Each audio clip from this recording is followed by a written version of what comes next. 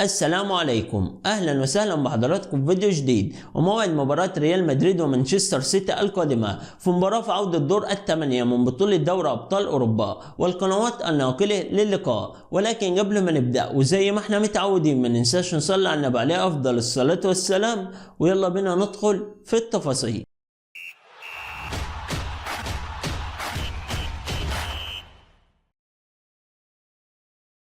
اهلا بكم من جديد. وموعد المباراة والقنوات الناقلة ان شاء الله هيواجه نادي ريال مدريد نادي مانشستر سيتي الانجليزي في مباراة في عودة دور الثمانية من بطولة دوري ابطال اوروبا. المباراة تكون يوم الاربعاء المقبل الموافق 17 ابريل 2024 17/4/2024. المباراة تكون الساعة 8 مساء بتوقيت تونس والمغرب والجزائر، الساعة 9 مساء بتوقيت القاهرة والسودان، الساعة 10 مساء بتوقيت السعودية والعراق، الساعة 11 مساء بتوقيت قطر والإمارات. إن شاء الله سوف تبث المباراة عبر قناة بي إن سبورت اتش دي 1، القناة الحاصلة على بث حقوق المباراة. وبكده نكون وصلنا لنهاية الفيديو من موعد المباراة والقنوات الناقلة. ما تنساش تدعمنا بلايك وتشترك في القناة وتفعل الجرس عشان يوصلك شعار بكل جديد. ودي كانت حلقتنا، وانتظرونا في فيديو جديد.